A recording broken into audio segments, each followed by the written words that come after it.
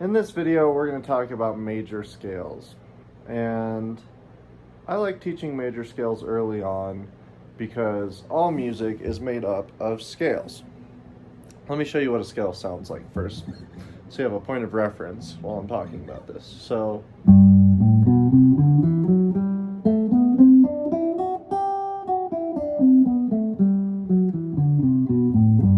all right, so it's 7 notes, and the pattern is whole step.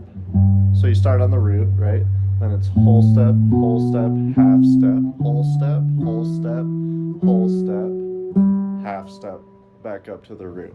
All right, let's back this up. I'm not just going to explain it that quickly and leave you guys hanging out to dry. Let's go back to the beginning and start with our musical alphabet, okay? First, let me explain why we learn scales. We learn scales because all music is made up of scales. And on guitar, on any instrument really, but especially on guitar, these scales make up patterns. And when you learn these patterns really well, and you develop the muscle memory with your fingers and your picking hand and everything to play these patterns, it's as if you were practicing nearly every song that has ever been written, because almost all music is made up of scales. So, excuse me. When you practice your scales, you're practicing the patterns that make up music, like literally music, right? So that's why it's important to practice scales. It develops the foundation for you to learn music, and there's so many patterns inside of a scale as far as music theory and things like that go. You can't really have an in-depth understanding of music and how to create music without knowing how to play scales. So that's why I teach scales early on, and that's why we're going to jump into this right now. So first, we have to talk about our musical alphabet, okay? We use the musical alphabet to find the root of our scale, and I'm going to show you just one way to play a major scale today. We'll learn some other patterns later on as we go through these next modules. But the first thing we have to do is find the root on our low E string for this scale, right?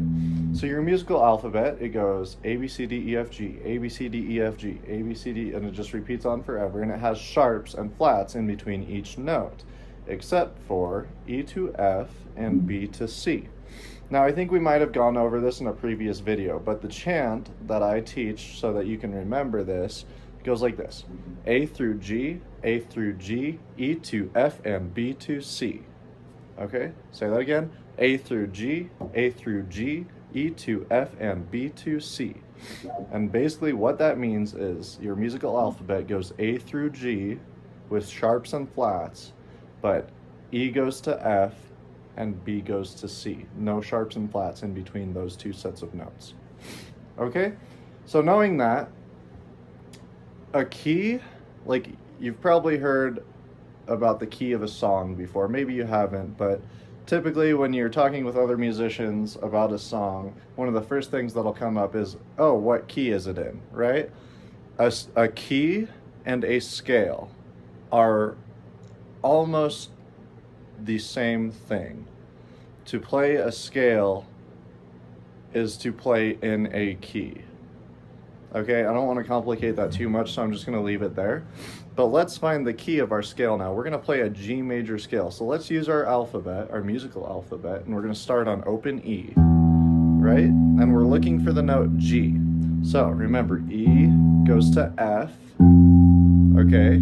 F goes to F sharp. And what comes after F sharp? G. Okay, so here's the root of our scale. It's G. It's going to be the 3rd fret on your low E string. Now we're going to place our second finger on that, and we're going to play this scale in 2nd position. That means your first finger is on the 2nd fret, okay? And we're starting with finger number 2 on the 3rd fret.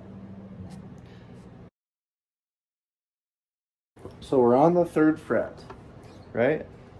That means the note we're on is G. That means the root of our scale is G. That also means the key that we're playing in is G. And since we're about to play a major scale, this is going to be a G major scale. because the root is G, okay? The root of the scale is G, the key that we're playing in is G, okay? All right. Now we just have to do a simple finger pattern, and of course there's this resource written out over that you can use in conjunction with this video. But it's gonna go 2, 4, 1, 2, 4, 1, 3, 4. Right? That's the first octave. Practice that a couple times.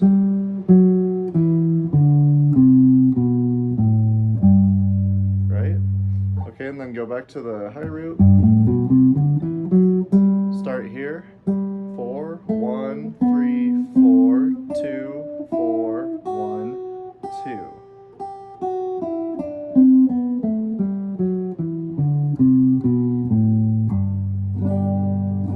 Now a G major scale fits perfectly with a G major chord. Imagine that. Start thinking about that, right?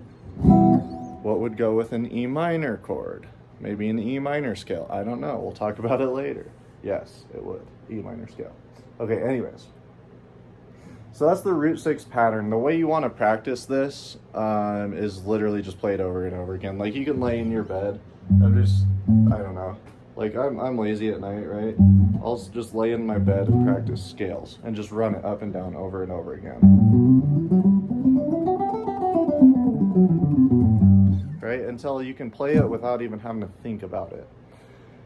Play it over and over again. Memorize it. Not only memorize it, internalize it, make it a part of your musical vocabulary. All music is made up of scales, so when you're practicing scales, you're practicing everything. Can't stress that enough. All right.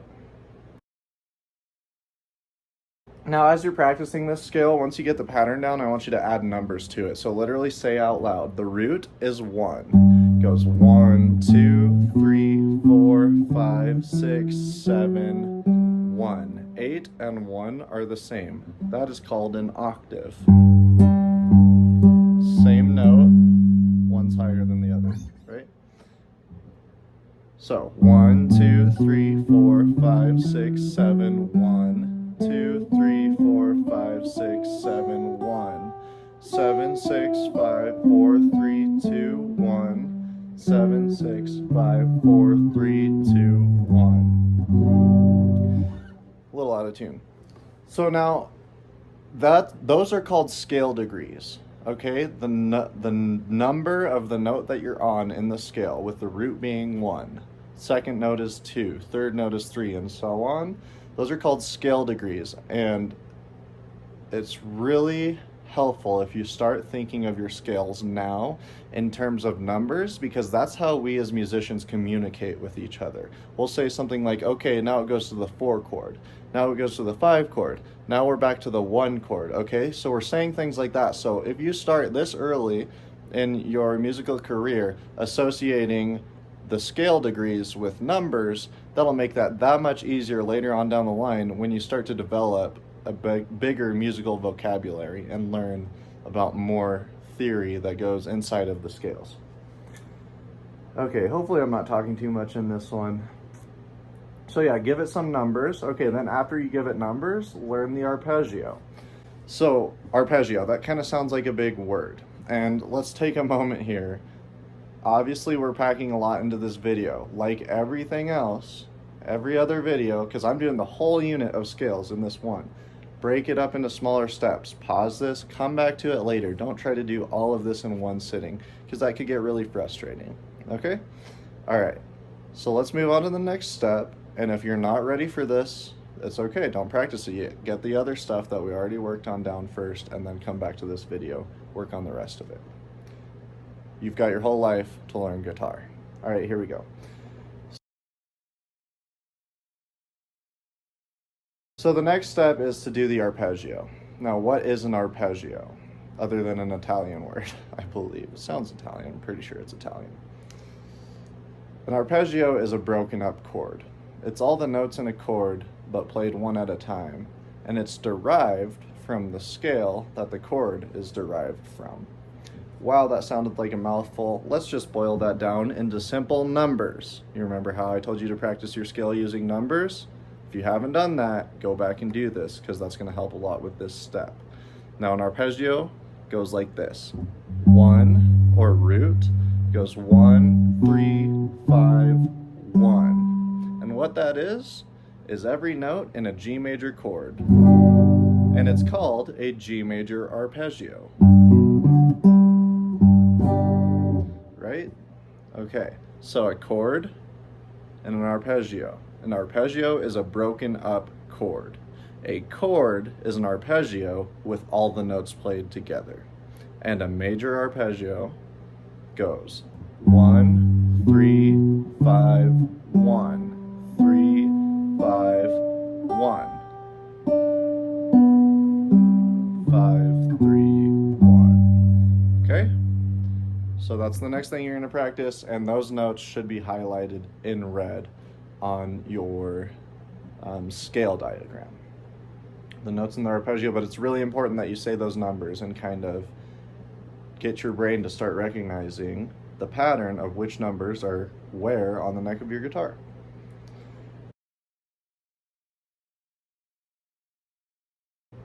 Okie doke. So once you get all that down, the next thing you can do is play with the scales. Just play.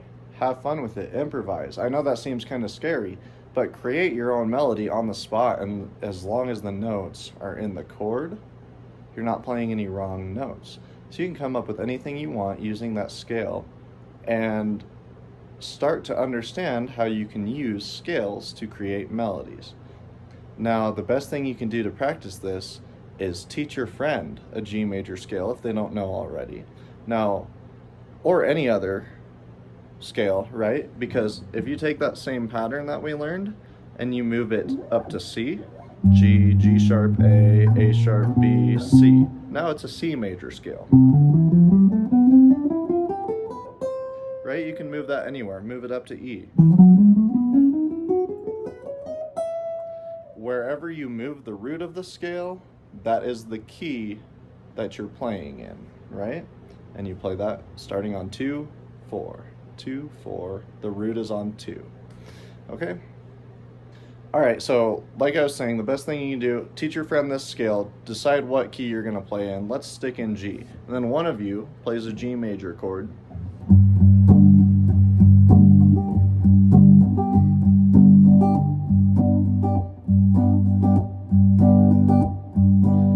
And then the other one, whatever pattern you want, and then you or your friend or whoever's not playing the rhythm part, the chords, can use the G major scale to create a melody, and it'll sound something like this.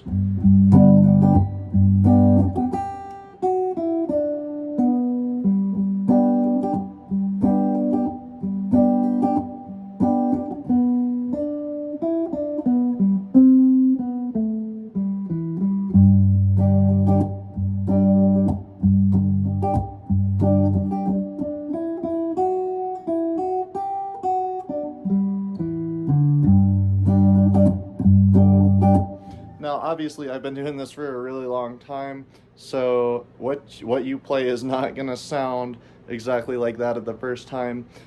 And maybe you're struggling with this. Maybe you just need to play one string, just the notes on one string in the scale, and then maybe you go to 2 strings, then maybe you do 3 strings, and then maybe you try the whole scale after that.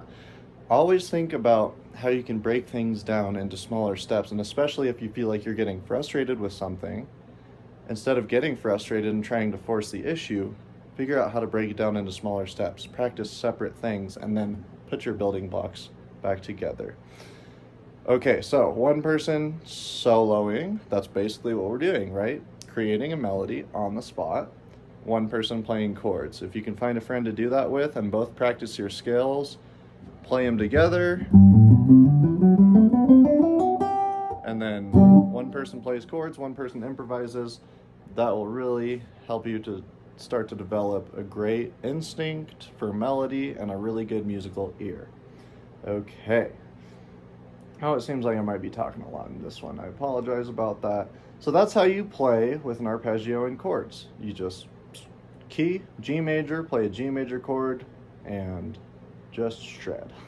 Or just play with it, really. I dropped my pick. Hopefully we don't need that for the rest of this. So yeah, that's the end of just the first major scale. Those are all the steps you can go through to practice this. Remember, break it up into smaller chunks.